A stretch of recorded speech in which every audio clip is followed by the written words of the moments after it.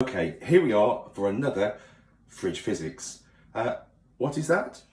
Froggy has a question for you he wants you to answer. Oh, Froggy's got a question. What's your question, Froggy? If you took the box to the moon, why is it lighter? And would you have to do more work or less work on the moon? That's what I want to know. Right, I think I might be able to help you out with that. So, this is basically what you've just asked me. What happens to the force and work done if you take the box to the moon? So the box we're talking about is this box, and the box has a mass of 700 grams. So if we take it to the moon, what happens to the force, and do we have to do more work or less work? Well, let's write down what we need to know. In other words, the equations that we're going to use. So we're going to try to calculate, first of all, the force that the box exerts on the moon. And we know this already. Force equals mass times by gravity. Now, on Earth, if you remember, gravity is, I'll write it here, 10 newtons per kilogram. But on the moon, the pull of gravity is actually less. So the pull of gravity is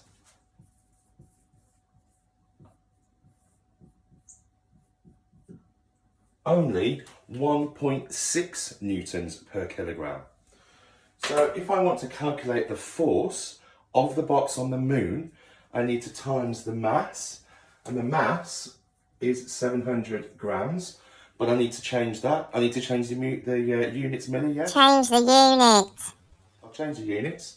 So the force of the box equals, changing my grams to kilograms, 0.7 times by the gravitational pull of the moon, which is 1.6 newtons per kg. So if I do a quick calculation there, 0.7 times by 1.6 equals 1.12 newtons. So the force exerted by the box, the same box on the moon, is 1.12 newtons, and the force exerted on Earth was actually 7 newtons. So you can see it's considerably less. What does that mean about work done? Well, we're still going to do the work on the moon. And if you remember, work done equals force times by the distance. Well, we've got our new force, which is less than on Earth because we're now on the moon. And the box exerts a force of 1.12 newtons.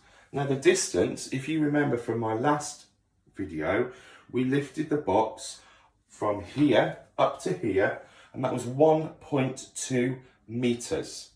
So the distance, if we were doing this on the moon, because it's good to compare, the distance we move is 1.2, and 1.12 times by 1.2 equals 1.344. And the unit, as Millie told us last time, because this is work done, is the joule. So there we have it. So you can see that the work done on the moon is considerably a lot less than on the Earth because the gravitational pull on the moon is less than the Earth. The reason that the gravitational pull is less on the moon than the Earth is because the moon is considerably smaller than the Earth. So celestial bodies, the size of them, the larger they are, the bigger the gravitational pull. So Jupiter is our biggest planet and it has a massive gravitational pull. You wouldn't even be able to lift the box on Jupiter. It was being pulled towards the centre of Jupiter so hard. So, does that answer your question, Froggy? Yes, that answers my question. So, you'd have to do less work on the moon to lift objects up because the force of gravity is less on the moon. So objects exert less force. I get it. Okay, I'm very pleased. So look at all this hard work that we've done again I think maybe we deserve another treat from the fridge. I think it's actually thirsty work. Thirsty work doing all this. So I'm going to treat myself to a nice drink.